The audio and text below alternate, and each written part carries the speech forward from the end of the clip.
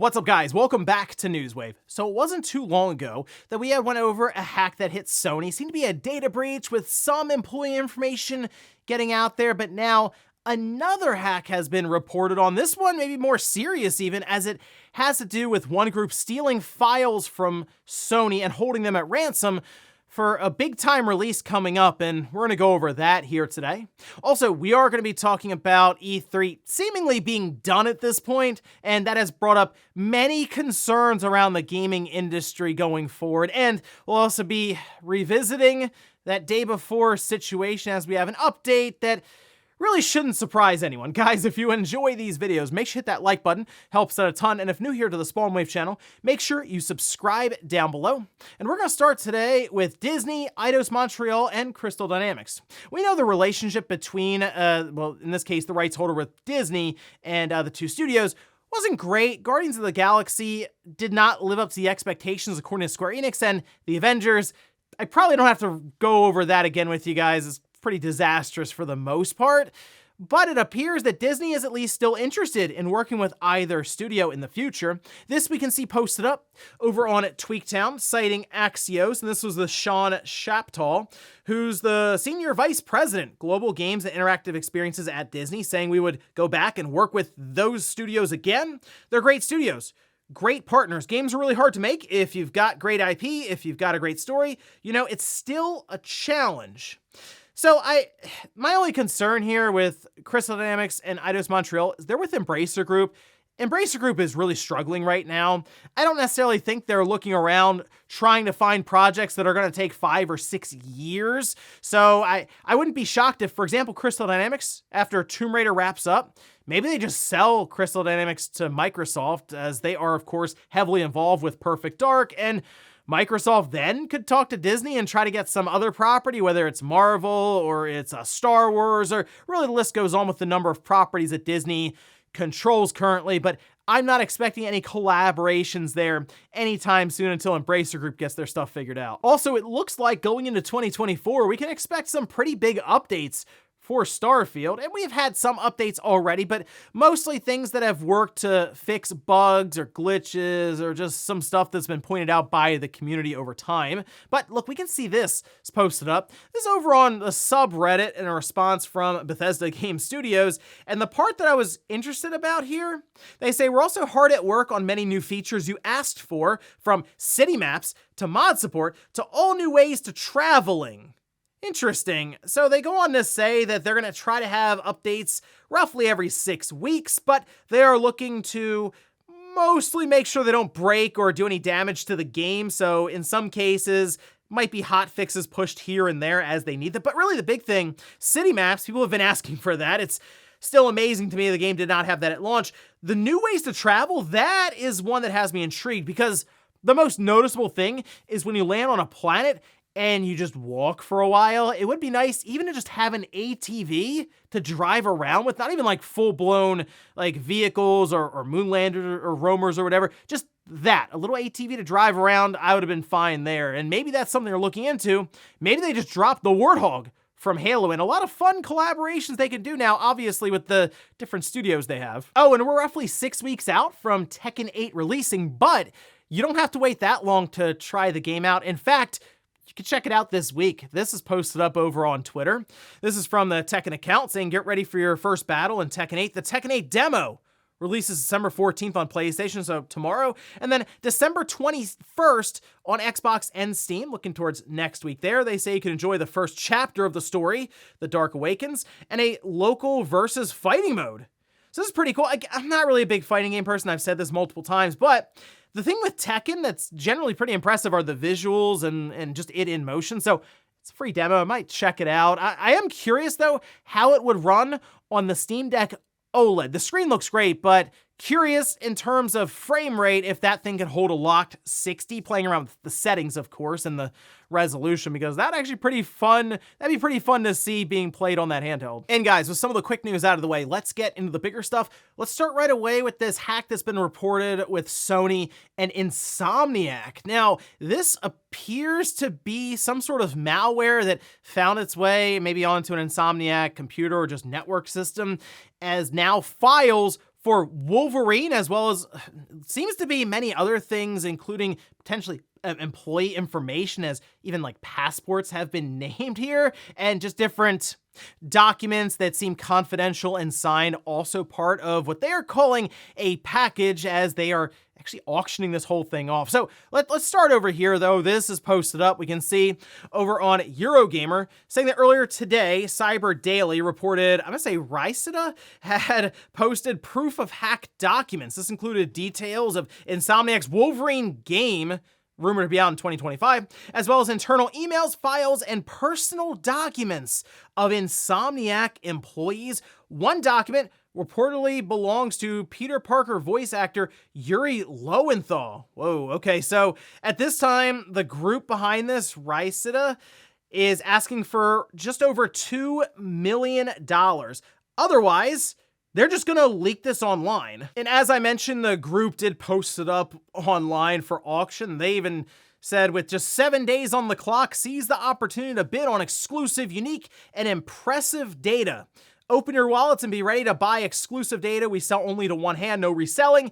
You will be the only owner. So I guess if no one buys it, then they're just going to drop it online. Now, people, of course, have gone and looked at some of the preview files that were posted up, the proof of hack, which there are some screenshots from Wolverine. I assume it's early build stuff. I mean, that's the biggest part. People are, of course, judging screenshots that are already at lower resolution and zoomed out with kind of a collage of everything around it.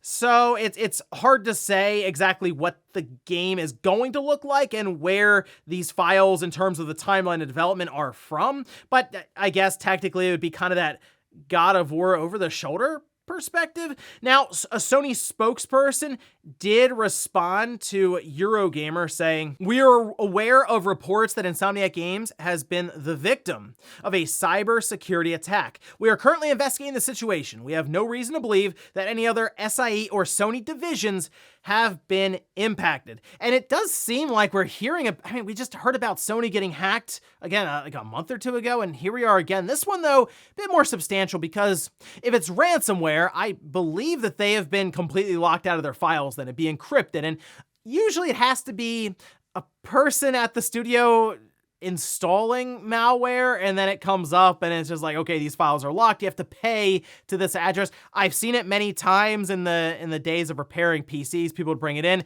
and you're kind of stuck, really. It's been encrypted to the point where you either have to pay them, or that's kind of it. You wipe the PC, throw out the hard drive, whatever, and that's kind of it at that point.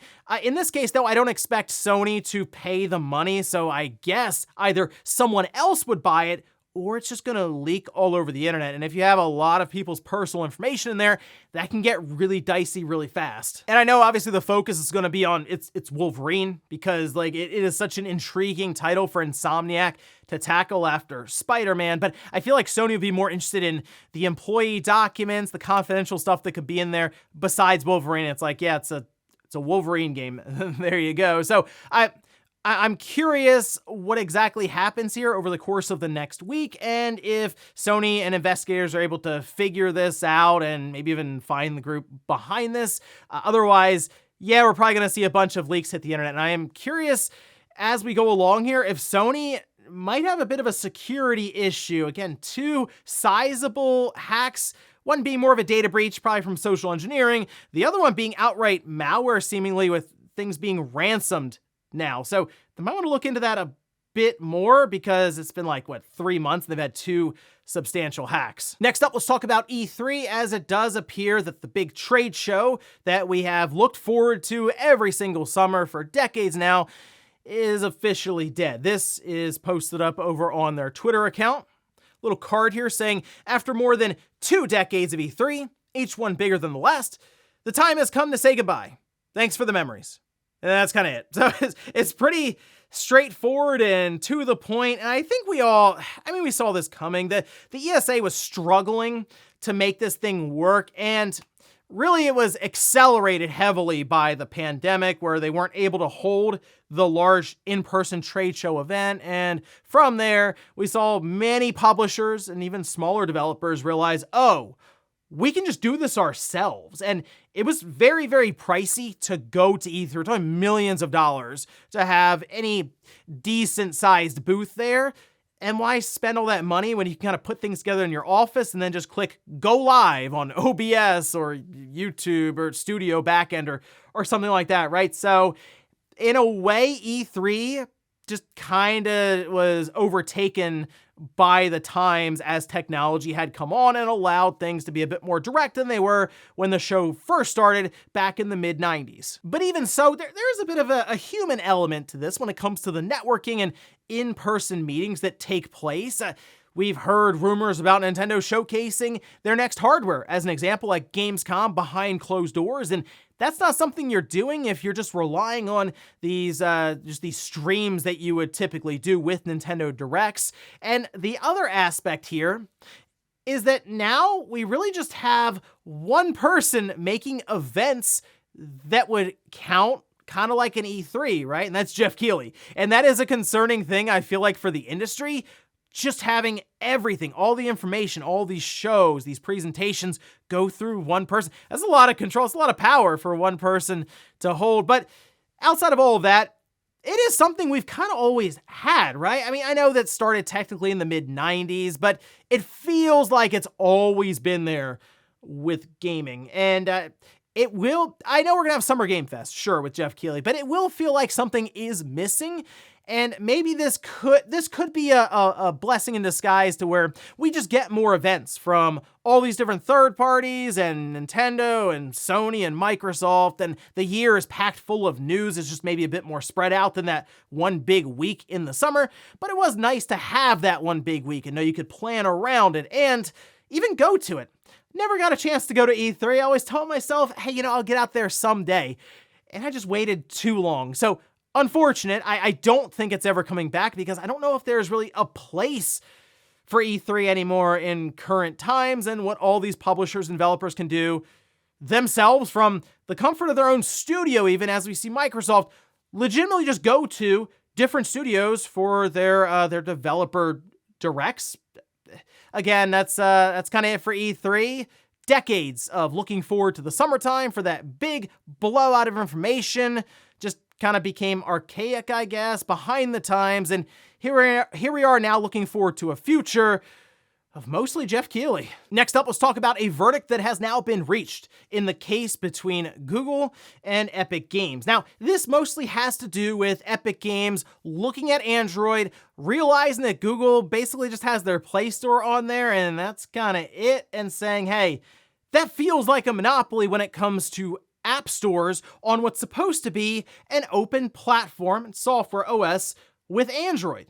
In fact, it got to the point where it looked like Google, yes, was indeed basically paying money to keep the Play Store as like the default store, the application that gets shipped with all different manufacturers' phones who are doing making phones for Android. Well, we can see this post up over on VGC. They say Google has lost its antitrust trial to Epic Games in a decision that could have major ramifications for app stores in the future. Now, the jury has found that there is an antitrust market on Android devices. Google willfully acquired or maintained monopoly power by engaging in anti-competitive conduct, as in, hey, we're going to give you money and you're going to not put anything other than the Play Store on here. Google entered into agreements that unreasonably restrained trade. Google unlawfully tied the use of the Play Store to the use of Google Play billing. Epic was damaged as a result of Google's violations of antitrust law. So the idea here is if you go through the Play Store, you would then also use Google Play billing, which means if you're doing something like Fortnite, you would also have to pay through Google and their Google Play billing. So they'd control all of that and also take percentages off the top. Now, we did have a response from Tim Sweeney who said victory over Google after 4 weeks of detailed court testimony. The California jury found against the Google Play monopoly on all counts. The court's work on remedies will start in January. Thanks everyone for support and faith. Free Fortnite. So the idea now being, well, they can just have an Epic Game Store launcher and that's it. You just put it on your phone. And trust me, I'm sure there are many manufacturers, different phones that have Android that would love to market Fortnite as just coming with the phone. And there's also an Epic there's an Epic store right there on the phone. And guess who else is about to come to market with an app store?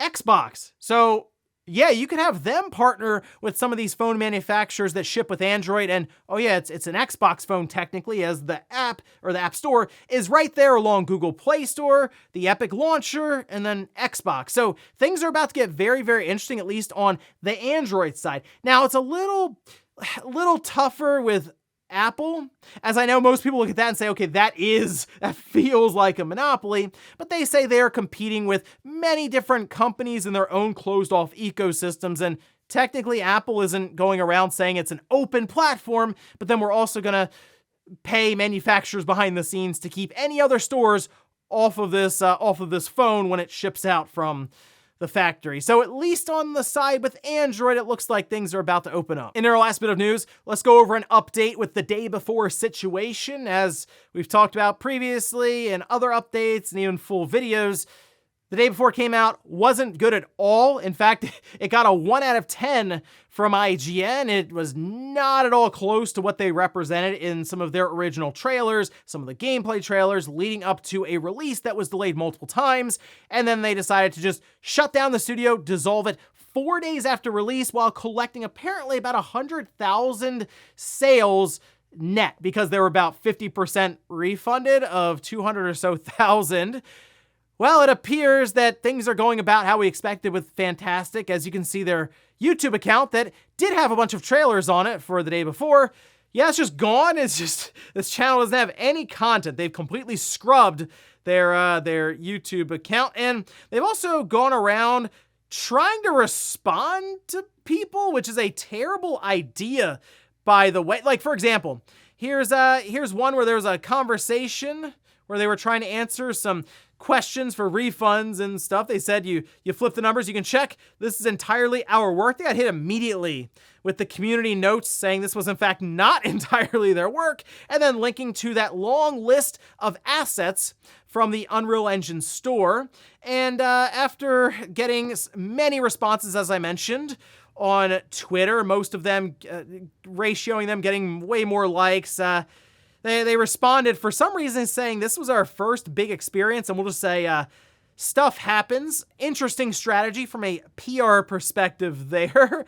And then we also have Mytona, who apparently is a global group of companies specializing in video game development and publishing. They say to all the day before players, as the investor of the day before, we would like to provide some updates on the current situation around the game. We are sorry for the fact that the game didn't meet the expectations of the majority of the players. Today, we will work with Steam to open up refunds for any players who choose to make a refund. We're in contact with Fntastic regarding the future of the game. So if you did buy this game on Steam, even if you have 20 or 30 hours in it for whatever reason, you should be able to get your money back. Some people are reporting as much as 40 hours played, and Steam just automatically refunded them. You still kind of have to go through the process of sending them a message and explain the situation. But at this point, they're going to see it come up and say day before. They probably won't even read your message. They'll say, okay, yep, check, refund. So I would go through that process as soon as possible. It also appears that the way it works with some of these payouts is the money goes to like kind of a side account, an escrow account, and it's just kind of held in limbo for about 30 days before Valve is able to process and verify purchases and refunds and then pay it out to developers or publishers. So the money should still be with Valve, to my understanding, which means, yes, updates and refund, all that stuff should be pretty straightforward. But wow, what a disastrous situation here with the day before. And I guess at this point they just couldn't handle it, and they shut down the studio completely for it. So I feel like that's it. I don't know if we're going to hear anything else other than maybe the backstory. Someone out there is probably going to track this down, the situation, and try to give context, information as to what really went on behind the scenes, because I am as interested in that whole story as I'm sure many of you are. And before we go to the comment of the day, we're taking a look at the poll that I posted up yesterday, which is Game of the Year Madness. That'd be day 23, Lies of P versus Pikmin 4. Pikmin 4 overtaking Lies of P 45% to 55% at the time of this recording. Looks like my wild card right in Lies of P is about to about to be on its way out. But Pikmin 4, I mean, holding things up here. It did win its award at the Game Awards. Sold really, really well. About, what, 2.5 times more, I believe, than Lies of P. So it's not too surprising. Although I guess technically a 5% swing. Not too bad there for Lies of P. But I gotta tell you, really curious about today's matchup, as we're about to see Metroid take on Mario. Wonder who's going to win that one. And we'll finish up with the comment of the day, as you're seeing here. This is from Milo, who says, AK people still don't even want to buy an AK TV, just focus on the frame rates.